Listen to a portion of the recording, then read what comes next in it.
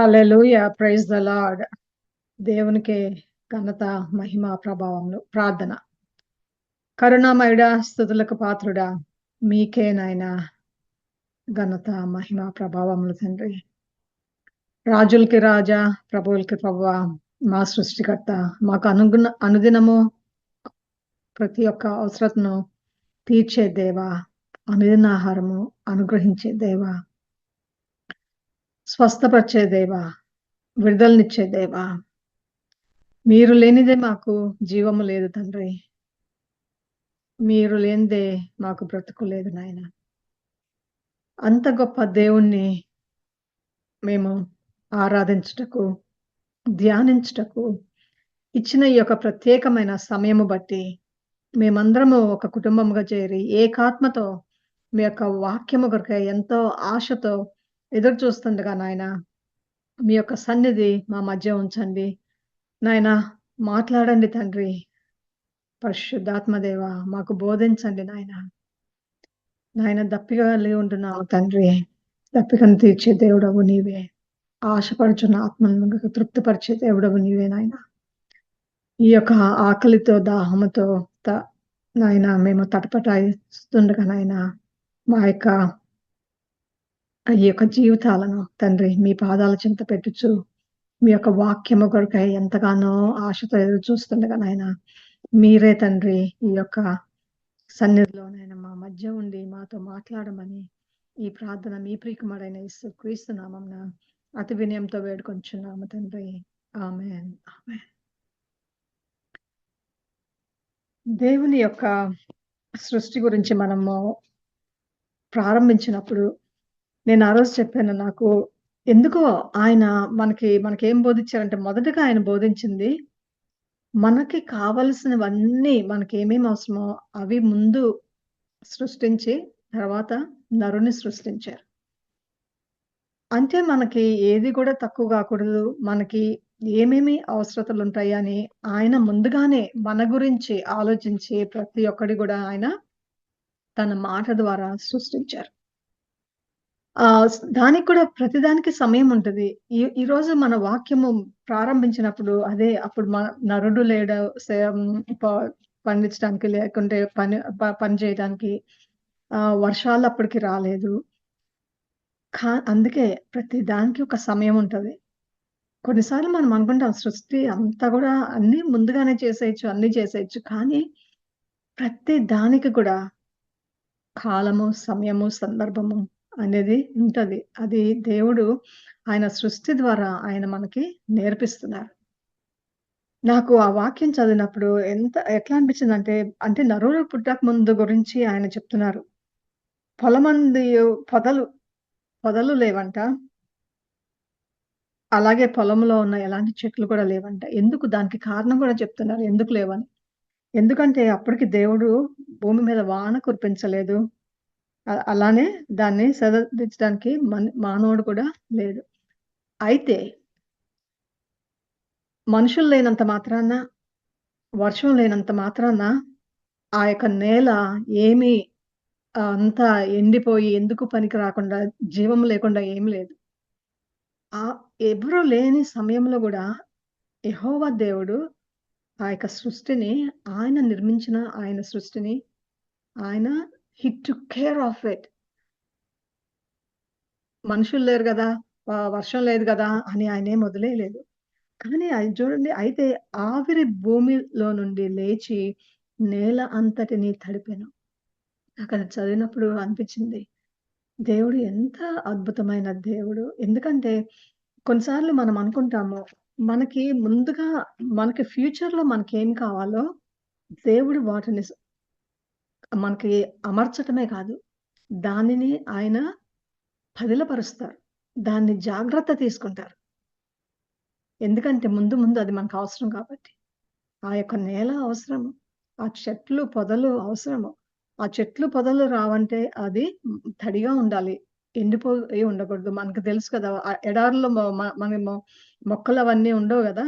ఆహ్, ఇట్లా అందమైనవి. కాబట్టి ఆయనకు తెలుసు. మ ఆయన నిర్మించేటప్పుడు వీళ్ళకి ఇది కావాలి. కానీ అప్పటి వరకు గూడా ఆయన చేసిన ఆ యొక్క నేలను ఆయన ఎంతగానో భద్రపరుచుకుంటున్నారు. ఆ యొక్క భూమిలో నుంచి ఆయన ఆవిరి అయ్యి అవంట అంతా గూడా ఆయన తడిపారంట. అంటే అది ఎప్పుడు గూడా మంచిగా ప్రాస్పరస్‌గా ఉంది. నేల గూడా ఎప్పుడు ఏదో ఎండిపోయి, పాడైపోయి అట్లా కాకుండా మంచిగా తడిగా ఎంత సమృద్ధిగా అంటే ఇది మనము ఎప్పుడైనా అది వాడుకునే విధంగా ఏ సమయంలో అయినా, ఎప్పుడైనా మనము వాడుకునే విధంగా ఎప్పుడైతే మనము ఈ లోకంలోనికొస్తామో, ఎప్పుడైతే ఆయన సేవలోకొస్తామో, మనకి ఏదేది కావాలో ఆయన అమర్చటమే కాదు, ఆయన దాన్ని జాగ్రత్తగా పరుచుకున్నారు. ఆయన దానిని పదిలపరుచుకున్నారు. ఆయన దాని గురించి ఆలోచించి దానిని ఎటూ పాడు గాకుండా ఆయనని భద్రపరుచుకున్నారాయన. మనల్ని గూడా దేవుడంతే మనల్ని సిద్ధపరిచేటప్పుడు, ఆయన కార్యంలో ఆయన సిద్ధపరిచేటప్పుడు ఆయనేం చేస్తారంటే మనల్ని మనకు ఆ టైం ఉంటది. ఎట్లా అంటే మనము దానికి సిద్ధంగా ఉండే వరకు మనల్ని, మన హృదయాలని, మన ఆత్మలను ఆయన ఏం చేస్తారంటే ఆయన భద్రపరుచుకుంటారు. ఆయన చాలా జాగ్రత్తగా మనల్ని చూసుకుంటారు. ఆయన మనకు నేర్పించాల్సినయి అన్నిటిని నేర్పిస్తారు. అది ఎప్పటికి కూడా మనము ఎండిపోకుండా ఎప్పుడు సస్యశ్యామలంగా ఉండేటట్టు ఆయన ఎప్పుడు గూడా మనల్ని తడిగాను ఆహ్, హ్మ్, స అదే అంటే మంచి సారంగా ఉండేటట్లు, ఆయనకు ఉపయోగకరంగా ఉండేటట్లు ఆయన మనల్ని ఎప్పుడు గూడా ఆయన భద్రపరుచుకుంటూనే ఉంటారు. అయితే నేను అది నాకు ఒక గొప్ప రివలేషన్ లాగా అనిపిస్తే, నాకు మనల్ని ఆయన నిర్మించిన విధానము అది నేను ఆ వాక్యం నుంచి పక్కకు రాలేకపోతున్నాను. అదే వాక్యం చదువుతున్నాను. నా గుండె నిండిపోతుంది. అసలు ఎట్లా అంటే మనం అంతకుముందు మనం మామూలుగా అనుకుంటాం గదా! లోకాన్నంతటిని దేవుడు ఆయన మాట ద్వారా నిర్మించొచ్చు. మానవుని మాత్రం ఆయన చేతులతో చేశారని. కానీ నాకనిపిస్తుంది ఒకటేంటంటే ఆయన ఏ నేలైతే ఆయన భద్రపరుచుకొని కాపాడుకుంటూ వచ్చారో, అదే నేలలో నుంచి, అదే నేల నుంచి ఆయన నేల మంటితో అంటే ఏదో ఆకాశంలో నుంచి ఆయన ఆ యొక్క నేలలో నుంచే మట్టి తీయాల్సిన అవసరం లేదు గదా! మనుషులు చేయాలంటే ఎక్కడి నుంచన్నా చేయొచ్చు. కానీ ఆయన భద్రపరుచుకున్న ఆ యొక్క నేల, ఆ నేలలో నుంచి ఆయన ఆహ్, నేల మట్టిలో నుండి నరుని నిర్మించాను. మీకు అండర్‌లైన్ చేసుకునే అలవాటుంటే నిర్మించాను అని రాసుకోండి. నిర్మించటం అంటే ఏంటంటే, ఇప్పుడు తన స్వహస్తాలతో ఆయన చేసుకున్నారు.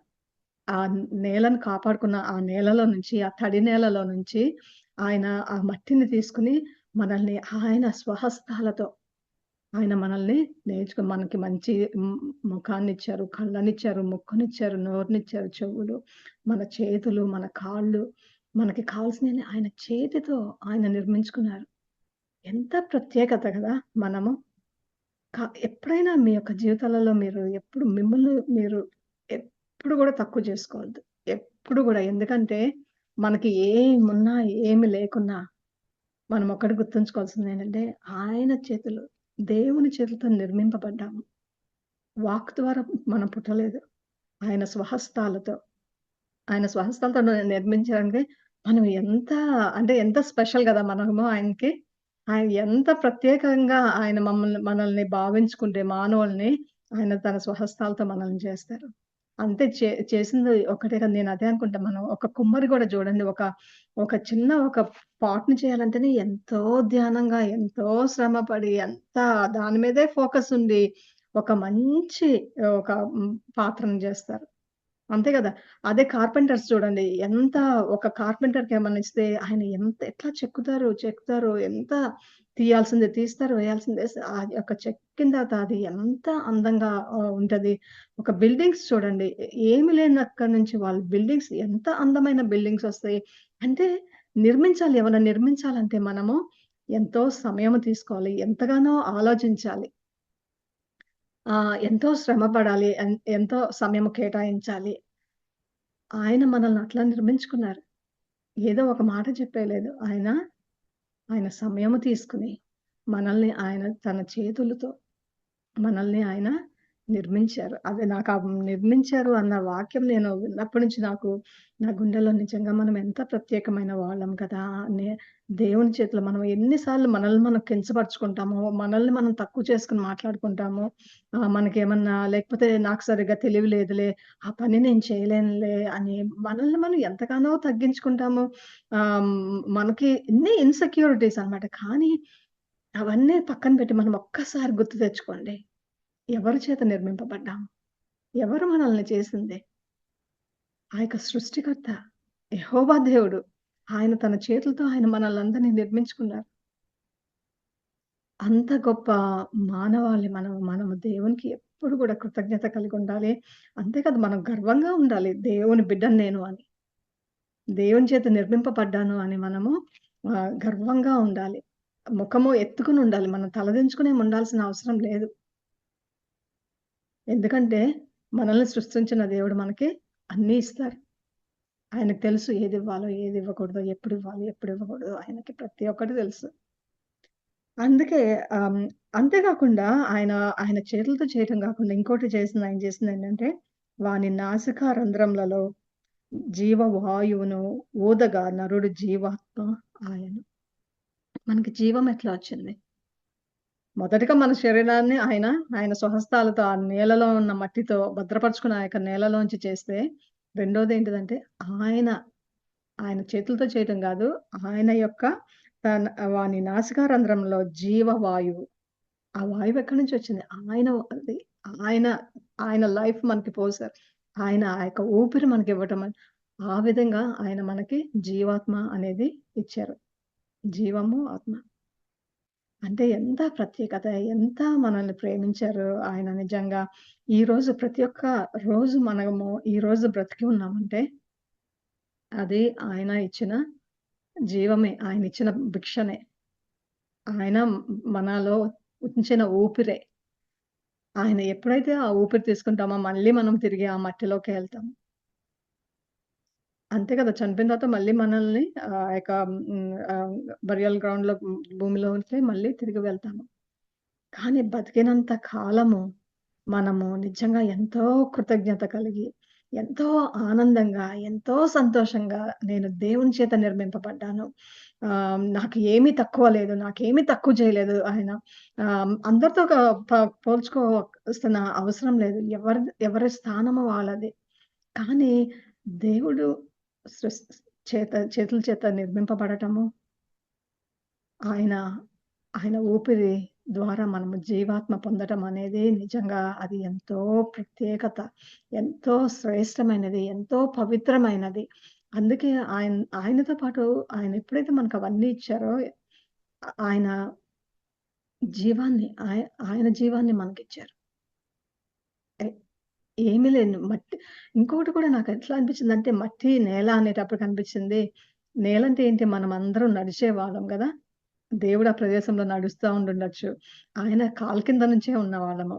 కానీ కొన్నిసార్లు మనం ఈ లోకంలోనికి వచ్చిన తర్వాత ఎంత గర్వపడతాము. ఎంత అతిశయపడతాం గదా! మనం అంత దేవుళ్ళ కన్నా చాలా గొప్పోళ్ళం అనుకుంటాం కొన్నిసార్లు. నేను నేను లేనిదే అసలు ఈ కార్యం జరగనే జరగదు. అంటే మనం ఎంతో చాలా ఇంపార్టెంట్ అని మనకి సెల్ఫ్ ఇంపార్టెన్స్ అన్నమాట మనకి. నేను లేనిదే ఈ కార్యం జరగదు. నేను చెయ్యబట్టి ఇదయింది. నేను చేయకపోతే అసలు కానే గాదు. అన్న ఇదుంటది. కానీ మనము నిజంగా తలుచుకుంటే నేల మీద మట్టి మనము. ఏమి అర్హత లేదు. ఏమీ లేదు మనకి. కానీ ఆ యొక్క సృష్టికి మన యొక్క జీవము చూసినప్పటికి గూడా ఎంతో దగ్గర పోలికుంటది. ఎందుకు అంటున్నానండి ఈ మాట? మనము ఈ లోకంలోనికి పసిపిల్లగా మనమొచ్చినప్పుడు, చిన్న శిశువుగా వచ్చినప్పుడు మనకు గూడా ఏం లేదు. ఏముంటదండి? అప్పటికి ఉద్యోగం ఉంటదా మీకు? అప్పుడు మీకు ధనముంటదా? నేను మీ పితరుల గురించి, మీ తల్లిదండ్రుల గురించి, మీకు ఉన్న వాటి గురించి నేను మాట్లాడట్లేదు. కానీ మనం ఈ లోకంలోనికి ఎట్లా వస్తున్నాము? ఏమి లేకుండానే వస్తున్నాము. అది మనం గుర్తుంచుకోవాలి. మనం మనం ఎక్కడి నుంచొచ్చామో.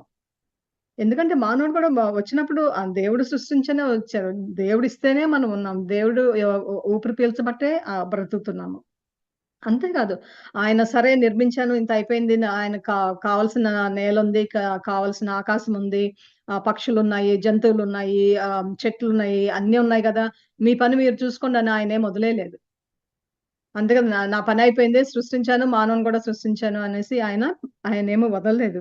ఆయన ఏం చేశారంట, ఆయన ఒక మనల్ని ప్రత్యేకంగా నిర్మించుకోవటమే కాదు, కానీ దేవుడైన యెహోవా తూర్పున ఏదెనులో ఒక తోట వేసి, అది కూడా అండర్‌లైన్ జేసుకోండి. తోట వేసి, వాళ్ళ గురించి ఒక ప్రత్యేక నివాస స్థలము. మన ఈ లోకంలో ఉన్నప్పుడు దేవుడు ప్రతి ఒక్కళ్ళకి ఒక ప్రత్యేకమైన నివాస స్థలం ఇస్తారు. ఎందుకంటే ఈ లోకంలో అంతా సృష్టి ఉంది గదా! మీరు వెళ్ళండి, మీ ఇష్టమైన చోట ఉండండి, మీ ఇష్టమైన పని చేయండి అని చెప్పలేదు. ఆయన వారికి ప్రత్యేకంగానంట ఆయన ఒక తోట వేశారంట. ఎంత గొప్ప విషయం గదా! ఎందుకంటే సృష్టి ఉంది. ఆ సృష్టిలో కూడా ఆయన ప్రత్యేకంగా వాళ్ళకి ఆయన చేసుకున్న నరునికి ఆయన ఏదెనులో ఒక తోట వేసి, తాను నిర్మించిన నరుని దానిలో ఉంచెను. నరుణ్ణెక్కడ పెట్టాడు? ఒక ప్రత్యేకమైన తోటలో. ఒక ప్రత్యేకమైన తోట ఆయన చేసి, ఆ తోటలో ఆయన ఇచ్చే నివాస స్థలము ప్రత్యేకత. ఎంతమంది ఇప్పుడు మనం ఉన్న పరిస్థితులు బట్టి, మనమున్న ఇంటిని మనం ఎంతమంది కించపరుచుకుంటాం మనల్ని మనము. ఇది చాలా చిన్నగా ఉంది, చాలా ఇరుకుగా ఉంది. నాకు గూడా వాళ్ళలాగా 2 అంతస్తుల మేడుంటే బావుండు. 5, 6 గదులుంటే బావుండు. ఫ్రీగా ఉంటది. పెద్ద కిచెనుంటే బావుండు అని మనం అనుకుంటాము. కానీ మరి ఆయనకి తెలుసు ఎంత మనకివ్వగల ఇవ్వాలి. ఎన్నడైనా అనుకున్నారా? ఇదే ప్రత్యేకత. నేను రోడ్డు మనము కొన్నిసార్లు మనము తలుచుకుంటే ఎంతోమంది రోడ్డు మీద గృహం లేని వాళ్ళున్నారు. ఎంతో మంది రోడ్డు మీద అక్కడే పడుకుంటారు. ఏమన్నా ఇస్తే తింటారు. వాళ్ళ పరిస్థితి ఆలోచించండి. ఏమీ లేని వాళ్ళ గురించి. కానీ అవి మర్చిపోయి మనము ఎప్పుడు ఎట్లా అనుకుంటామంటే ఇంతేనా? ఇంతేనా? ఇంతేనా? మానవులుగా మనకెంతసేపు ఇంతేనా అని ఉంటది. ఎందుకంటే ఒక వాహనం కూడా చూసుకోండి. ఫస్ట్ ఎవరన్నా కాలినడకన వెళ్ళేవాళ్ళు దేవుడు ఒకవేళ ఒక సైకిల్ ఇస్తే ఆ క్షణం తృప్తిగా ఉంటదేమో కానీ తర్వాత నెక్స్ట్ మోటార్ సైకిల్ వచ్చే వరకు వాళ్ళకి ఆగదు. ఇంకా ఏదో కావాలి. ఆ మోటార్ సైకిల్ వచ్చిన తర్వాత ఎప్పుడు కారు కొంటానా అని ఉంటది. ఆ కారు కొన్నప్పుడు కూడా మరి మంచిగా దేవుడు వాహనం ఇచ్చాడంటే అట్లా గాదు. మళ్ళీ వ్యాన్ ఉండాలి. దానిలో ఏసీ ఉండాలి. ఆ! లేకుంటే హై ఎండ్ కార్స్ కావాలి. అంటే దేనికి కూడా ఆయన ఇచ్చిన దానిలో తృప్తి ఉండకుండా ఉంటాం మనము. కానీ మనం నేర్చుకోవాల్సిందేంటిదంటే ఆయన అంత పెద్ద సృష్టిలో ఎక్కడన్నా పెట్టొచ్చు. కానీ మనం ఎక్కడ ఉండాలని ఆయన ని నిశ్చయిస్తారు. మనము ఏ పరిస్థితిలో ఉండాలి? ఎక్కడుండాలి? ఏం చేయాలన్నది. ప్రతి దానికి కూడా ఎందుకు నేను తక్కువ? ఎందుకు నేనెక్కువ? అని మనల్ని ప్రశ్నించుకోవాల్సిన అవసరం లేదు. ఎందుకంటే మనం అనుకుంటాము మనకి అన్ని అంత పెద్ద కారుంటే మనకన్ని సమస్యలు తీరిపోతాయి. లేకుంటే అంత పెద్ద గృహముంటే అన్ని సమస్యలు తీరిపోతాయి అనుకుంటాం. కానీ మనకు తెలీదు గదా! వాళ్ళ హృదయాలెట్లా ఉన్నాయి? వాళ్ళ జీవన విధానం ఎట్లా ఉంది? కొంతమందికి డబ్బున్న వాళ్ళకి డబ్బు కాపాడుకోవటము పక్కన పెట్టండి. అది మల్టిప్లై చేయాలి, మల్టిప్లై చేయాలి, మల్టిప్లై చేయాలి. అదొక్క ధ్యాస తప్ప ఇంకేం ధ్యాసుండదు. ఎప్పుడు గూడా తృప్తి, సంతోషము, ఆనందము, ఆ యొక్క కంటెంట్‌మెంట్, ఆహ్, నా దేవుడు నాకన్నీ సమృద్ధిగా ఇచ్చారు అని ఎప్పుడూ అనుకోరు. నెక్స్ట్ ఏంటి? నెక్స్ట్ ఏంటి? హ్మ్. ఆ యొక్క లేడర్ ఎక్కుతానే ఉండాలి. ఎక్కుతానే ఉండాలి. కానీ అట్లా కాకుండా మనం ఎప్పుడైనా ఒక్కసారి మనం దలుచుకుంటే దేవుడు యెహోవా దేవుడు మనకి ఆయన చేతులతో మనల్ని నిర్మించుకున్నారు. ఆయన తన యొక్క ఊపిరి మనకిచ్చి జీవాత్మనిచ్చారు. అంతే కాకుండా అంత పెద్ద సృష్టిలో ఒక చోట ఆయనకి దగ్గరలో ఒక మంచి తోటను వేసి, ఆ యొక్క అందమైన తోటలో నేనెందుకు అందమైన తోట అంటే ఇక్కడే మనకి చెప్తారు కదా! ఆహ్, ఎన్నో వచనం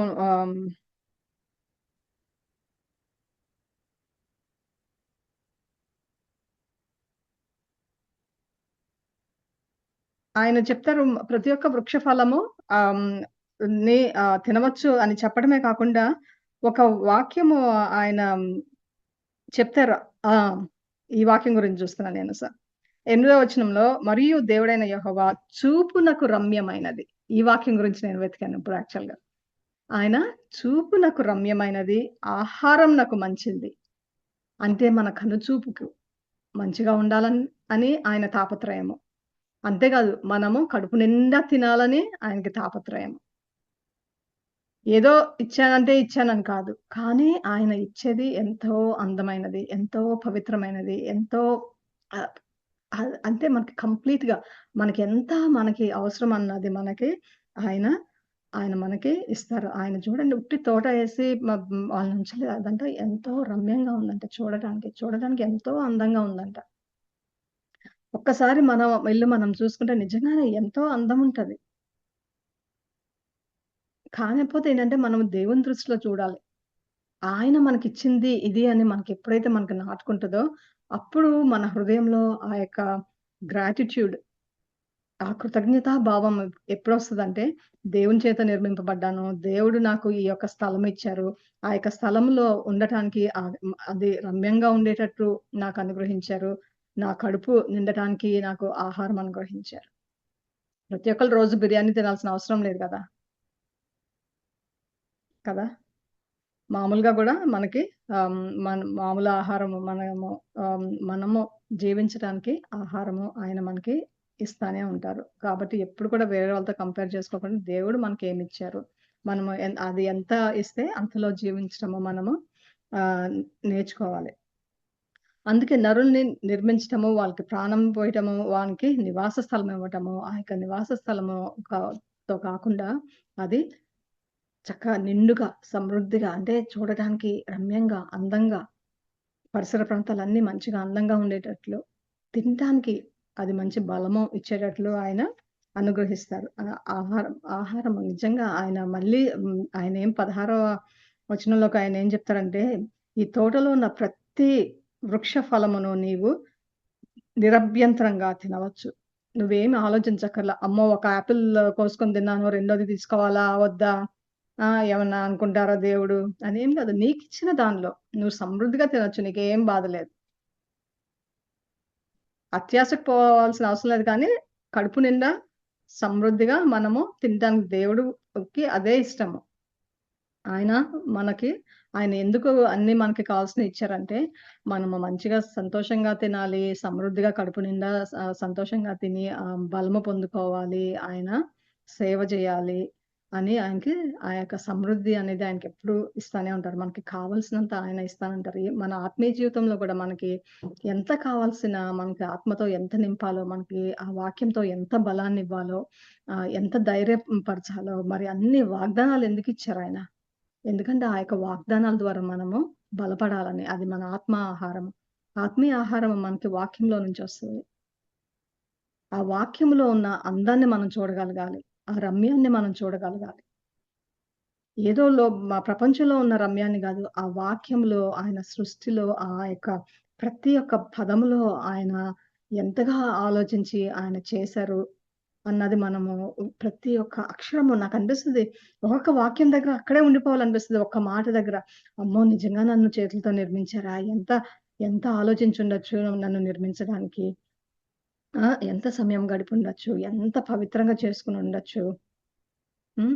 ఆయన ఊపిరి మాములు మరి జంతువులు గూడా బతికినయి. వాటికేమి ఊపిరివ్వలేదు గదా! మరి మానవుడికి నాకే ఎంత ఊపిరిచ్చారు. మరి జంతువులెక్కడ పడితే అక్కడుంటాయి. కానీ ఆయన ఒక ఏదెన్ తోట చేసి మరి అక్కడ పెట్టారు. అని చెప్పి ఆయనేమంటారు, మళ్ళీ దానిలో అంటే ఎంతో రమ్యంగా ఉన్నాయి. ఆహారానికి తినటానికి సమృద్ధి అన్నీ ఇచ్చారు. అంటే అవన్నీ ఒక్కటి మనము అట్లా పలుక్కుంటే నాకు నిజంగా ఎంత తృప్తి అనిపించిందంటే, మనం ఈ లోకంలోనికి ఏమి లేకుండా వచ్చినా గూడా మనల్ని కా చూసుకోవడానికి మనకి తల్లిదండ్రులనిచ్చారు. ముందు మరి పిల్లలు తాగలేకపోతే మరి తల్లి పాలు అనేది ఆయన సృష్టించారు గదా! ఈ లోకంలో మనం చూసుకున్నా మరి సృష్టికి మన జీవితానికి అందుకే చాలా దగ్గర సంబంధం అంటాను. ఏమీ తినలేని పరిస్థితిలో మరి దేవుడు ఆ శిశువుకి తల్లి పాలిచ్చి బ్రతికిన బతుకుతాము. దాని తర్వాత మనం తినే వయసులో మనకి కొద్దిగా మెత్తగా జేసి పెడతారు. మనం నీళ్లు తాగే వయసులో నీళ్లు తాగుతాము. ప్రతిదానికి ఒక వయసుంటది. పుట్టగానే మనము ఏంటిదంటే ఫ్రైడ్ రైస్ పె తినేయాలని ఉండదు గదా! మనకి ఫస్ట్ తల్లి పాలతోనే మనము తాగాలి. మన ప్రారంభం అది ఎప్పుడు గూడా మనము we have to start beginning. దేవుడు ఏ విధంగా నేర్పించారో అక్కడే మనం మొదలుపెట్టాలి. అంతేగాని ఆ పైన మొదలుపెట్టాలని మనం ఎప్పుడు గూడా అనుకోకూడదు. అయితే ఆయన ఆహారము అంతా చేశారు. కానీ వీటన్నిటి మధ్య మనము అనుకోవచ్చు గదా! ఒక 2 విషయాలు మానవులకి చేశారు. అన్నీ సమృద్ధిగా ఇచ్చారు. అయితే దేవుడు హ్మ్. యెహోవా దేవుడు చేసింది ఇంకొకటేంటిదంటే, ఒక బాధ్యత ఇచ్చారు. ప్రతి ఒక్క మనిషికి ఆ బాధ్యత అనేది అంటే మనము we have to own our life. మన జీవితాల్లోకి మనము ఏదో ఒకటి చేయాలి మనము. దేవుని రాజ్య విస్తరణకి మనము ఏదో ఒకటి చేయాలి. ఏదో మనము దేవుడిని నమ్ముకున్నాము, గుడికెళ్తున్నాము అని తృప్తి పడకుండా మనం ఎప్పుడు కూడా ఒక బాధ్యత ఏ విధంగా నేను చేయగలను? అంటే ఇక్కడ నరునికి అన్నీ ఇచ్చేసి ఆయనేం వదిలేయలే. కానీ వాళ్ళకి అసలు ఒక బాధ్యత అనేది అంటే కష్టము అనేదేంటిది? మనము జీవితంలో మనము కష్టపడితే మనకి ఏమొస్తది? అని ఆయన ముందుగానే నేర్పించారు మన గురించి ఆలోచించి. ఒక బాధ్యత. అంటే అన్నీ సమకూర్చేసాను గదా! అనేసి కాలు మీద కాలేసుకొని చక్కగా తినేసి, తిరిగేసి ఉండమని దేవుని ఉద్దేశం కాదు. తల్లిదండ్రులు పెట్టేది మనం తినేసి చదువు లేకుండా స్కూల్ డుమ్మాలు కొట్టేసి ఏముందిలే మా డ్యాడీ ఇస్తారు, మా మమ్మీ ఇస్తారు డబ్బులు ఏం పర్వాలేదు వెళ్లి చేసుకోవచ్చు. నాకు ఉద్యోగం చేయాల్సిన అవసరం లేదు. 3 తరాలున్న నా దగ్గర మనీ ఉంటది. లేకుంటే మా తల్లిదండ్రులు వాళ్ళు చనిపోయే వరకు నన్ను పోషిస్తారు. ఏది చేసినా చేయకపోయినా అన్నట్టు గాకుండా యెహోవా దేవుడు మనుషులని ఎంతగానో అంటే ఒక ఒక ఒక పద్ధతి ప్రకారం అన్నీ ఇచ్చారు. అన్నిటితో పాటు బాధ్యతనిచ్చారాయన. అందుకే మనకు దానినేమంటదంటే సేద్యపరచుటకు కాచుటకును దానిలో ఉంచాను. ఎందుకుంచారు ఆయన? మరియు దేవుడైన యెహోవా నరుని తీసుకొని ఏదెను తోటను సే సేద్యపరచుటకును, దాన్ని కాచుటకును దానిలో ఉంచెను. వాళ్ళ బాధ్యత ఏంటిది? ఒకటి they had to take care of it. రెండోదేంటిది? దాన్ని కాపాడుకోవాలి. సేద్యపరచడం కాకుండా వాళ్ళు ఇంకోటి జేయాల్సిందేంటంటే, వాడిని కాపాడుకోవాలి గూడా. అందుకే దేవుడిచ్చిన ప్రతి ఒక్క విషయాన్ని గూడా మనము అభివృద్ధిలోనికి రావటమే కాకుండా, ఆ ఇచ్చిన తలాంతును అభివృద్ధిలోకి తీసుకురావటమే కాకుండా, మనము దాన్ని ఎంతగానో పవిత్రంగా కాపాడుకోవాలి. అది మనము ఆ యొక్క ఏదెన్ తోటనో ఆయనేమన్నారంటే, దాన్ని కాపాడుకోమని జెప్తున్నారు. దాని అభివృద్ధి, దానిలో ఎండిపోయిన ఆకులు తీసేయాలి. అవసరమైతే పాదులు జేయాలి. ఆ యొక్క ఆ తోటను అదే రమ్యంగా ఉంచాలి. దేవుడి సృష్టిని సృష్టిగానే ఉంచాలి. అంతేగాని దాన్నంతా మనకిష్టమైనట్టు చేసి దాన్ని నాశనం చేయటం కాదు. లేకుంటే దేవుడిచ్చిన తలాంతాలని మిస్‌యూజ్ జేయటం కాదు. దేవుడేమన్నా మంచి ఒక ప్రాఫిట్‌గానో లేకుంటే ఏమన్నా ఉంటే అది కొంతమంది క్యాష్ చేసుకోవాలని జూస్తారు. ఇన్ని డబ్బులిస్తేనే మీటింగ్‌కొస్తానంటారు. లేకుంటే ఇన్ని డబ్బులు ఇంత మనీ ఇస్తేనే నేను బ్లెస్సింగ్ ఇస్తాను. లేకుంటే మా చర్చ్‌లో ఇట్లా చేస్తేనే ప్రవచనం చెప్తాను అని అట్లా కాదు. మనకి దేవుడు ఫ్రీగానే ఇచ్చారు గదా! మనం ఎంత కట్టామో ఆ యొక్క తలాంతులు రావటానికి? పరిశుద్ధ దేవుడికి మీరెంత ఎంతిచ్చారండి? దేవుడు మనకి ఈ యొక్క ఆయన యొక్క గిఫ్ట్స్ మనకివ్వడానికి మనం ఎంతిచ్చాము ఆయనకి? ఏమిచ్చాము? మరి మనము ఫ్రీగానే పొందుకున్నాం దేవుని దగ్గర నుంచి అన్నీ. కానీ మనము అది వచ్చేటప్పటికి మనకెట్లా ఉంటదంటే ఆశ. వేరే వాళ్ళ దగ్గర నుంచి మనకు ఆశిస్తాము. కానీ మనం చేయాల్సిందేంటిదంటే, ఆయనిచ్చింది మనం కాపాడుకొని, ఆయన ఇచ్చింది మనం మల్టిప్లై చేసుకొని, వేరే వాళ్ళకిచ్చేటట్టుండాలి. అది సేద్యపరచటం అంటే అదే. మనకు ఆయన ఒక తలాంతునిస్తే, దాన్ని అభివృద్ధిలోనికి తీసుకొనొచ్చి, ఈ యొక్క తలాంతు నేను ఎంతమందికి ఉపయోగకరంగా ఉంటుంది? ఎంతమందికి ఈ యొక్క వాక్యం చెప్పగలుగుతాను? ఎంతమందికి దేవుని ప్రేమను చూపించగలుగుతాను? ఎంతమందికి నేను ఆయన యొక్క సృష్టిలో ఉన్న యొక్క మర్మాలను తెలిపి ఎంతమందిని ధైర్యపరుస్తాను? ఎవరైతే వారికి వాళ్ళు కించపరుచుకుంటున్నారో వాళ్ళని నేనెలా పైకి తీసుకొస్తాను? దేవుడు మనకున్నాడు. దేవుడు మనల్ని సృష్టించారు. ఆయన మనల్ని వదలడు అని మనము ఎంతమందికి చెప్పగలుగుతున్నాము? అది మనం పొందుకున్న ఆ యొక్క ప్రతి ఒక్క ఆ యొక్క గిఫ్ట్ పరిశుద్ధాత్మ దేవుడు మనకిచ్చిన ఆ యొక్క బహుమానాన్ని మనము బ బ భద్రపరుచుకోవాలి, కాపాడుకోవాలి, మిస్‌యూజ్ చేసుకోకూడదు. అంతే కాకుండా దాన్ని మనము సేద్యపరిచి ఇతరులకు ఉపయోగకరంగా ఉండేటట్లు మనము చేసుకోవాలి. అయితే బాధ్యతతో పాటు ఇంకొకటిచ్చారు దేవుడు. అదేంటిదంటే ఒక షరతు. ఎందుకంటే ఈ యొక్క గార్డెన్‌లో ఉన్న ప్రతి ఒక్కటి తినమని జెప్తారు. కానీ ఏం జెప్తారు? ఆ మధ్యలో ఉన్న ఆ 2 చెట్లు ఒకటి జెప్తారు గదా! ఒకటేమో జీవవృక్షము, రెండోది మంచి చెడ్డలు తెలివినిచ్చే వృక్షము. 2 వృక్షాలు తోట మధ్యలో. మీరేదైనా తినండి, ఏమన్నా చేసుకోండి. అంతా ఎంజాయ్ జేయండి. మీకు నిరభ్యంతరంగా మంచిగా తినండి. కానీ అదొక్కటి మాత్రం ఆ 2 చెట్ల దగ్గర మాత్రం వెళ్ళొద్దు అని ఆయన జెప్తారు. ఎందుకు తెలుసా? అక్కడ నుంచి ఆయన అన్నీ ఇచ్చారు. ఒక బాధ్యతనిచ్చారు. వాటన్నిటితో పాటు డిసిప్లిన్ అనేది అవసరం. ప్రతి దానికి గూడా అందుకే మనకు పనిలో వెళ్ళేటప్పుడు గూడా మనకి ఒక బాక్స్ ఉంటది. ఆ బాక్స్ పరిధిలోనే మనము పనులు జేయాలి. ఒక డాక్టర్ నేర్చుకున్నారంటే అవన్నీ చేసేటప్పుడు ఆయన సర్జరీ నా ఇష్టం వచ్చినట్టు చేస్తానంటే కాదు. ఆయన చదువుకున్నప్పుడు వాళ్ళు ఫాలో చేయవలసిన ప్రోటోకాల్స్ అన్నీ చేసుకొని ఆయన చేయాలి. మనము గూడా దేవుని వాక్యమైన లేకుంటే దేవుని గురించి మనం చెప్పేటప్పుడు కూడా దానికి ఒక షరతులుంటాయి. అన్నిటికన్నా నేను ముఖ్యమైనది ఏంటిదంటే ఆయన మనకి ఒక చాయిస్ అనేది తీసుకోవాలి. అది మనకి నేర్పించారు. ఆ పునాదిలోనే మనకి నేర్పించింది ఏంటిదంటే అన్నీ ఇస్తాను. కానీ అనే మాటుందని మర్చిపోవద్దు. ఆ ఒక్కటి ముట్టుకోవద్దు. ఆ ఒక్క పాపం చెయ్యొద్దు. నేను నీకిస్తాను. నిన్ను నువ్వు తగ్గించుకొని ఆ పాపంలోనికి అది ఎంత అందంగా ఉండొచ్చు. ఎంతో నువ్వు దేవుడివైపోతావని ఫీల్ అయిపోవచ్చు. ఆ పని చేస్తే నా క్లాస్‌లో అందరికన్నా నేను బాగుంటాను. నా పనిలో నేను అందరికన్నా పొజిషన్‌లో ఉంటాను అని ఎన్నైనా మనం అనుకోవచ్చు. కానీ షరతు ఏంటిదంటే అది ఒక్కటి చెయ్యొద్దు. దేవుడు మన జీవితాలలో షరతు అనేది పెడతారు. ఎందుకంటే ఆ యొక్క షరతు ఉన్నప్పుడు ఏంటిదంటే అప్పుడు మన హృదయంలో మనం ఆలోచించాలి. ఎందుకంటే మనం ఆలోచన కూడా దేవుడు పెట్టారు. మనకేంటిదంటే మనకి తెలుసు మంచి దారేది, చెడు దారేది అని మనందరికీ తెలుసు. కాపోతే ఏంటంటే అక్కడ మధ్యలో నుంచున్నప్పుడు లోకరీత్యా ఎళ్తామా? వాక్యం వైపు వెళ్తామా? వాక్యానుసారంగా జీవిస్తామా? లోకానుసారంగా జీవిస్తామా? ఆ డెసిషన్ అనేది మనం తీసుకోవాలి. అది ఆయన ముందుగానే నాటారక్కడ. ఎందుకంటే అది చాలా అవసరము. ప్రతి ఒక్క మనిషిలో ఆ యొక్క రెస్పాన్సిబిలిటీ అనేది ఎంత అవసరమో, డిసిప్లిన్ అనేది ఎంత అవసరమో, మనము తీసుకునే చాయిసెస్ అది చాలా చాలా అవసరం.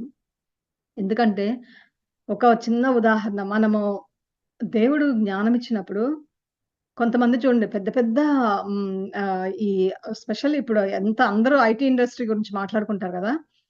మనము ఈ ఐటీ ఇండస్ట్రీలో చేసినప్పుడు కంప్యూటర్ యుగము అంటే ఎంతగానో ముందుకు సాగుతుంది. అంటే ఎన్నో సమస్యలను మనుషులు ఆలోచించి ఎలాగ మనము తక్కువ సమయంలో ఎక్కువ మనము లాభం పొందగలుగుతామని ఆలోచించి మంచి మంచి ప్రోగ్రామ్స్ చేస్తున్నారు. కానీ అదే ఎంతో జ్ఞానముతో ఒక్కళ్ళేమో ఒక ఎట్లా చూజ్ చేసుకున్నారంటే, ఆ యొక్క కంపెనీకి మనం ఎట్లా కాపాడగలుగుతాం, లోకానికి ఈ యొక్క ప్రోగ్రామ్ ఎలా పనికి వస్తది అని ఆలోచిస్తే, ఇంకొకళ్ళు ఏం చాయిస్ తీసుకుంటారంటే అదే జ్ఞానం. వాళ్ళేం చేస్తారంటే, ఎప్పుడు వైరస్ చేద్దాము, ఎప్పుడు వాళ్ళ బ్యాంక్ అకౌంట్‌లో ఎప్పుడు మనము దొంగిలిద్దాము, వాళ్ళ అకౌంట్‌లోంచి ఎట్లా దొంగిలించాలి, లేకుంటే ఎప్పుడు ఆ సిస్టమ్ అంతా క్రాష్ చేయాలి. వీళ్ళు ఇది చేస్తున్నారంటే, ఈ మంచి పనిని మనం ఎట్లా నాశనం చేయాలి. కానీ దేవుడు జ్ఞానం ఒకటే ఇచ్చారు గదా! ఇద్దరికీ జ్ఞానం ఇచ్చారు. కానీ ఒక్కళ్ళేమో ఉన్నదాన్ని నాశనం చేయాలని చూస్తుంటే, ఇంకొకళ్ళేమో మంచి మార్గము వెళ్ళటానికి చూస్తున్నారు. అందుకే మన జీవితంలో ప్రతిసారి ఆ క్రాస్ రోడ్స్ అనేది మనకి ప్రతిసారి ఉంటది. అన్ని విషయాల్లో ఉంటాయి మనకి. కానీ అది మనం అందుకే ఆయన ముందుగానే ఆ యొక్క డిసిప్లిన్ అనేది ఆ యొక్క అంటే ఆలోచించి మనము నిర్ణయం తీసుకునే ఆ యొక్క జ్ఞానము ఆయన ముందుగానే ఇచ్చారు. అందుకే చెప్తారు. అదే ఎందుకంటే మనకు దేవుడిచ్చిన జ్ఞానాన్ని మనం వాడాలి గాబట్టి ఆయన ముందుగానే ఆయన మనకిచ్చిందేంటంటే అదొక్కటి తినొద్దు. అంతే కాదు దానికి మనం చేసే ప్రతి పనికి గూడా దాని దాని ఫలితం ఉంటది.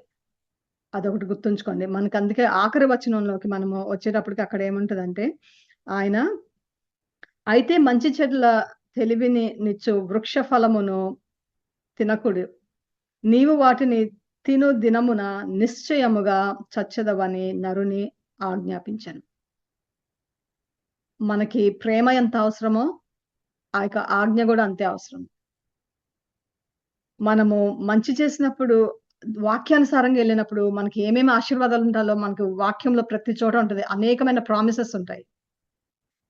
కానీ అట్ ద సేమ్ టైమ్ మనము వాక్యానికి విరుద్ధంగా వెళ్ళినప్పుడు దాని ప్రతిఫలం ఏంటో గూడా ఉంటది. మనం చేసే ప్రతి పని, మనము వేసే ప్రతి అడుగు, మనము ఎప్పుడైతే ఆ యొక్క నిశ్చయము తీసుకునే ఒక డెసిషన్ తీసుకునే ఆ యొక్క క్రాస్ రోడ్స్‌లో ఉంటామో, మనం అది డిసైడ్ చేసుకున్నప్పుడు దేవుని ప్రకారము వెళ్ళిన వాళ్ళ మార్గం ఎట్లా ఉంటది?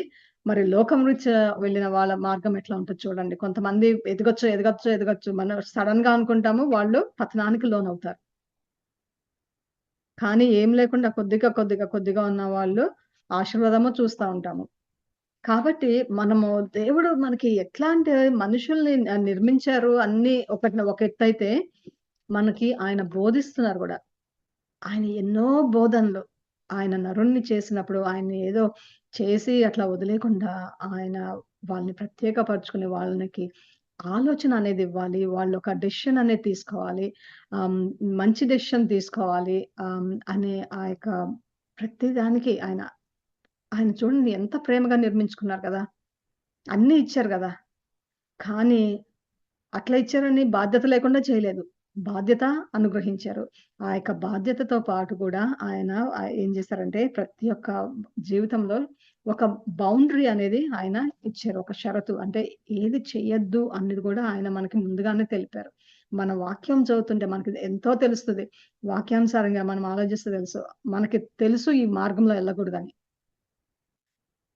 చెప్పండి మనం అబద్ధం చెప్పేటప్పుడు మనకు తెలుసా లేదా? అబద్ధం చెప్తున్నామని. అబద్ధం చెప్పడం తప్పన్నది తెలుసా లేదా? ఆ ఒక్క అబద్ధాన్ని కప్పి పెట్టుకోవడానికి 100 అబద్ధాలు వాడతాము. ఫస్ట్ చెప్పిన అబద్ధం మర్చిపోతాం. అప్పుడు మనకు మనమే కొన్ని సార్లు పట్టుబడిపోతాము. ఆ ముందుగానే మనము అబద్ధం చెప్పకుండా సత్య మార్గంలో నడిస్తే మనకి ఈ బాధలన్నీ ఉండవు గదా! అంటే దేవుడు మనకి చిన్న చిన్న విషయాలు అనిపించొచ్చు కానీ, నిజంగా ఆ యొక్క వాక్యంలో ప్రతి ఒక్క పదము చదువుతుండే ప్రతి దానికి కూడా ఎంత అర్థముంది అనిపిస్తది. ఎందుకంటే ఆయన ప్రేమను ఆయన చూసుకున్నారు. ఆయన ప్రేమ ఎట్లా చూపించుకున్నారు? ఆయన చేతులతో నిర్మించటము, ఆయన ఆయన ఊపిరి ఇవ్వటము, మంచి తోట చేసి వాళ్ళకి నివాస స్థలం ఇవ్వటము. మళ్ళీ అవన్నీ గూడా ఇంకొకటేంటి తెలుసా? మనం అనుకుంటాం గదా! మన దేవుడికి మనం గూడా చాలా గొప్పగా ఉండాలని చాలా ఇష్టము. అందుకే చూసారా కొన్ని ఆ యొక్క వచనాలు కొన్ని నేను మధ్యలో స్కిప్ జేశాను. కానీ మనము ఆ యొక్క ఆయనంట ఒక, ఒక నదిని గూడా అక్కడ పెట్టారు. ఆ యొక్క ఒక్క నదే అదేం చేస్తదంట, అది చీలి 4 వైపులు ఎళ్తది. ఒక్క నది చేసి అది అన్ని దిక్కులకు వెళ్ళేటట్టు చేస్తారాయన.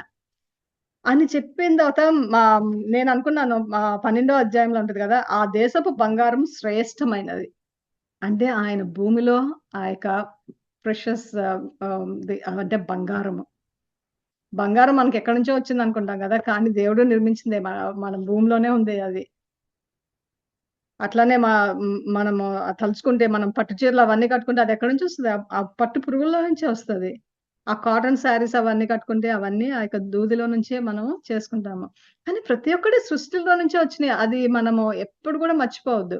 అంటే ఆయన ప్రేమ ఈ విధంగా చూపించుకున్నారు. అంటే ప్రతి ఒక్కటి మనకు అనుగ్రహించి మనకి మనము వేసుకునే బట్టల దగ్గర నుంచి ఇల్లుకి కావాల్సిన వాటి గురించి, మనం తిండి గురించి, మన ఆహారం గురించి, మన నీళ్ళ గురించి ప్రతి ఒక్కటి, ప్రతి ఒక్కటి, ప్రతి ఒక్కటి ఆయన ఆలోచించి ఆయన ప్రేమను చూపిచ్చారు. కానీ అందుకే అంటారు ప్రేమించాలి, అదే విధంగా ఒక డిసిప్లిన్ అనేది గూడా మనుషులకి అవసరం. ఆయన అందుకే వాళ్ళకి బాధ్యత నేర్పించారు. షరతులు జెప్పారు. ఆ యొక్క షరతులు ఆ యొక్క ఆయన గీసిన గీటు మనం దాటినప్పుడు దాని యొక్క ప్రతిఫలం గూడా ఎలా ఉంటదో మనకి ఇచ్చారు. ఆయన ఆజ్ఞ గూడా అనుగ్రహించారు. అంటే మనం ఎప్పుడు గూడా దేవుడిని అప్పటి వరకు పుష్ చేయొద్దు. మనం ఎట్లా అంటే దేవుడిని ఆ యొక్క లైన్ ఎప్పుడు దాటుదామా అనే ఉంటది. ఎప్పుడైనా మనకి తినొద్దు అంటే మన కళ్ళన్నీ కూడా దాని మీదే ఉంటాయి. కానీ ఇక్కడ దేవుడు మనకి నేర్పిస్తున్నదేంటిదంటే, నేనన్నీ ఇచ్చాను. పక్క వాళ్ళ గురించి ఎందుకు ఆలోచిస్తున్నావు నువ్వు? నీకు కావాల్సింది నీకిచ్చాను. నీకేం కావాలో నీకిచ్చాను. పక్క వాళ్ళతో ఎందుకు కంపేర్ చేసుకుంటున్నావు? నాకు తెలీదా? నేను నీ తండ్రిని గాదా? కానీ ఈరోజు ఎవరైతే మిమ్మల్ని తగ్గించుకుంటున్నారో ఫస్ట్‌గా మీరు తెలుసుకోవాల్సిందంటే, దేవుని హస్తాలతో నిర్మింపబడ్డారు. కాబట్టి మీరు సంతోషపడండి. అంతేకాదు ఒక్కసారి మన చుట్టూ ఉన్నది చూడండి. దేవుడు అన్నీ గూడా ఈ సృష్టిలోనే పెట్టారు. మనకు కావాల్సినయన్ని. ఏ సమయంకి ఏది కావాలో ఇస్తారు. అది నేలలో నుంచి రావచ్చు. అది ఆకాశం నుంచి రావచ్చు. అందుకే కదా! కొన్నిసార్లు మనకేంటి ఒక పెద్ద ఏమన్నా డిసీజొస్తే కొన్నిసార్లు మ ఒక దేవుడు పరిశుద్ధాత్మ దేవుడు హీల్ చేయొచ్చు. కానీ కొన్నిసార్లు సర్జరీ చేసుకొని హీలింగొస్తది. ఏ విధంగానైనా అయ్యుండొచ్చు. But he is taking care. మన అవసరతలను ఆయన మన మన ఇంటి పక్కన వాళ్ళ ద్వారా అయ్యుండొచ్చు. మన స్నేహితుల ద్వారా అయ్యుండొచ్చు. వాళ్ళ ద్వారా ఇది జేయొచ్చు. కాబట్టి నేల మీద నుంచన్నా నీరు రావచ్చు. వర్షం ద్వారా అన్నా నీరు రావచ్చు. కానీ ఆయన ఎప్పుడు ఏది ఎలా చేసినా గూడా తన యొక్క నేలను ఆయన ఎప్పుడు గూడా సస్యశ్యామలంగా ఉండేటట్లు అది ఇంకా అభివృద్ధిగానే అంటే పచ్చగా ఉండేటట్లే ఆయన చేస్తారు. అది పచ్చగా ఉండటానికి అంటే మన జీవితంలో మనం ఎప్పుడు కూడా ఫెయిల్యూర్ అనేది లేదు. దేవుడు మనల్ని ఫెయిల్ అవ్వడానికి అసలు ఆయన పుట్టించలేదు. మనం ఎప్పుడు కూడా సక్సెస్ అవ్వాలనే ఆయన ఉద్దేశము. కాబట్టి ఆ యొక్క సక్సెస్ మనం చూడాలంటే ఆయన హస్తం చూడగలగాలి. ఎప్పుడైతే ఆయన దృష్టిలోంచి మనం చూడగలుగుతామో, మనం ఎప్పుడు గూడా పచ్చగానే ఉంటాము. మనం ఎప్పుడు కూడా ఆశీర్వదింపబడతానే ఉంటాము. కాపోతే ఆ యొక్క ఆశీర్వాదంలో దానిలోనే ఉండటం మనము నేర్చుకోవాలి. దేవుడు నిజంగా ఈ వాక్యం చెప్తుంటే అంటే నాకనిపిస్తది ఇంకెంతో సేపు ఇంత చెప్పాను గానీ నాకు తృప్తి లేదు. ఇంకా ఏదో చెప్పాలని ఆశ. కానీ మనకున్న సమయంలో, మనకున్న పరిధిలో నిజంగా దేవుని యొక్క హృదయం తెలుసుకొని, ఆయన ప్రేమను కొన్నిసార్లు కఠినంగా అనిపిస్తుండొచ్చు. ఎందుకు ఆ శోధన పెట్టాలనుకోవచ్చు. కానీ ఆ శోధన పెట్టందే మనకి మరెట్లా ఆలోచన విధానం ఎట్లా ఉంటది? మనము కరెక్ట్ డిసిప్లిన్ అనేది మనకెట్లా ఉంటది? కాబట్టి మన జీవితాలలో కూడా మనకెన్నో టెంప్టేషన్స్ ఉంటాయి. ఆ టెంప్టేషన్స్ అధిగమించాలి. మనం దేవుని మార్గంలోకి వెళ్ళాలి. లేకుంటే దేవుని మార్గంలోనికి వెళ్ళకపోతే మనకి వచ్చేది చావే. ఆత్మీయ చావు. దేవునికి మనము దూరంగా అయిపోతాము. అదెప్పుడు గూడా జ్ఞాపకం ఉంచుకోండి. దేవుడు ఈ వాక్యాన్ని దీవించును గాక. హల్లెలూయా! హల్లెలూయా! పరిశుద్ధాత్మ దేవా! ఇచ్చిన ఈ యొక్క వాక్యము బట్టి మీకు స్తుతులు. మీ యొక్క ప్రేమను బట్టి మీకు స్తుతులు. నాయనా యెహోవా దేవా! మరి మీ యొక్క హస్తాలతో మమ్మల్ని చేసుకున్నారు నాయనా. తండ్రి మరి మీ యొక్క ఊపిరి పోసి మాకు జీవితాన్ని అనుగ్రహించారు. ఆ యొక్క జీవాత్మ మీరు నాయన. మా యొక్క జీవాత్మ మీరు తండ్రి. నాయన నివసించటానికి గృహం అనుగ్రహించారు. ఆహారం అనుగ్రహించారు. మరి నాయన అంతేకాదు తండ్రి మరి ఎంతో పవిత్రంగా బంగారం లాంటివి, మరి ముత్యాల్లాంటివి ఇవన్నీ గూడా నాయన మనకి అంటే బియాండ్ ఉట్టి ఆహారము ఇది గాకుండా మేము గూడా అంత సమృద్ధిగా ఉండాలి, మంచిగా హెచ్చింపబడాలి, సంతోషపడాలి అని ఎంతగానో ఆలోచించి తండ్రి మరి మీరు మాకు అనుగ్రహించిన ప్రతి ఒక్క దీవెనను మేమిప్పుడు జ్ఞాపకం చేసుకుంటున్నాను. And every blessing belongs to you lord. నిజమే నాయన. మేము అనుభవించే ప్రతి ఒక్కటి మేము ఈరోజు బ్రతికున్నామంటే, మేము మరి ఈ సన్నిధికొచ్చామంటే, మీ యొక్క వాక్యము విన్నామంటే, మరి మీరు పెట్టిన భిక్షనే తండ్రి. మరి మాకు అర్హత లేదు. మేము ఆహ్, నేల మీద ఆ యొక్క మంటివారము తండ్రి. ఆ యొక్క నేల మీద ఉన్న మంటివారని ఏమీ లేని వాళ్ళని నాయన, జీవం లేని వాటిని తండ్రి మరి మీరు చేసుకొని నాయన మాకిచ్చిన ఈ యొక్క జీవితము బట్టి మీకు స్తుతులు తండ్రి. నాయనా తండ్రి మరి మీరు అంత సమయము కేటాయించి నాయన మరి మాతో ఉంటున్నందుకు, మరి అంత సమయం కేటాయించి మా యొక్క జీవితాలలో నాయన, మా యొక్క ఆత్మీయ జీవితాలలో నాయన మమ్మల్ని మాట్లాడి మమ్మల్ని బలపరుస్తున్నందుకు, ఆ యొక్క ఆకలిని తీరుస్తున్నందుకు నాయన మరి మీ రూపంలో అందముగా నాయన మరి అందరికీ గూడా నాయన మరి మేము దాన్ని మీరిచ్చిన ప్రతి ఒక్క గిఫ్ట్‌ని గూడా తండ్రి మరి మేము మల్టిప్లై చేసుకుంటూ, కాపాడుకుంటూ నాయన అనేక మందికి ఆశీర్వాదకరంగా ఉండాలని నాయన ఒక ప్రణాళిక చొప్పున తండ్రి మరి మీరు మాకు షరతులనిచ్చారు. మీ ఆజ్ఞలను అనుగ్రహించారు. ప్రేమతో పాటు ఇవన్నీ కూడా అనుగ్రహించారు. అది మీరు ప్రేమపూర్వకంగా చేశారు నాయన. కాబట్టి ఆ యొక్క ప్రేమను మీరు ఆ యొక్క కష్టాలలో కూడా మీ యొక్క ప్రేమను చూసుకుంటకు, ఆ యొక్క ఆజ్ఞ వెనుక ఉన్న ఆ యొక్క ప్రేమను చూస్తున్నందుకు ఏ విధంగా మమ్మల్ని కాపాడుకుంటున్నారు. లోకంలో మరి ఎంత పాపం ఉంది. దాన్ని జయించడానికి మరి పునాది మాకు ముందుగానే ఇచ్చారు తండ్రి. మరి మొదటి ఆదికాండంలోనే మాకు ఆ పునాది అనేది వేశారు తండ్రి. అందుకని మీకు అనేకమైన స్తుతులు, స్తోత్రం నాయన. ఇక్కడ ఏ బిడ్డ అయితే నాయన మరి బాధపడుతున్నారో, లేదని బాధపడుతున్నారో, లేకుంటే తనను తాను తగ్గు చేసుకుంటున్నారో నాయన, ఆ బిడ్డలు ప్రతి ఒక్కటి నాయన ఈ వాక్యము బట్టి బలపడి నాయన నేను దేవుని కుమారుడిని, నేను దేవుని కుమార్తెను, నాకు ఏమీ కాదు, నాకు సమృద్ధిగా నా యొక్క తండ్రి మీరు నాకు అనుగ్రహించారు అని తెలుసుకుని మీరిచ్చిన ఆ యొక్క పరిధిలో నాయన, మీరిచ్చిన ఆ యొక్క ఆజ్ఞ ప్రకారం నడిపించుకునేటకు నాయన మా అందరిని కూడా నాయన మీ యొక్క ఆత్మతో నింపి మమ్మల్ని నడిపించమని ఈ ప్రార్థన మీ ప్రియకుమారుడైన యేసుక్రీస్తు నామమున అతి వినయంతో వేడుకొంచున్నాము తండ్రి. ఆమేన్. ఆమేన్. ప్రభు అయిన యేసుక్రీస్తు కృపయు, దేవుని ప్రేమయు, పరిశుద్ధాత్మ సహవాసమును మీకందరికీ తోడయుండును గాక. ఆమేన్. ఆమేన్. God bless you all. God bless you all. Thank you.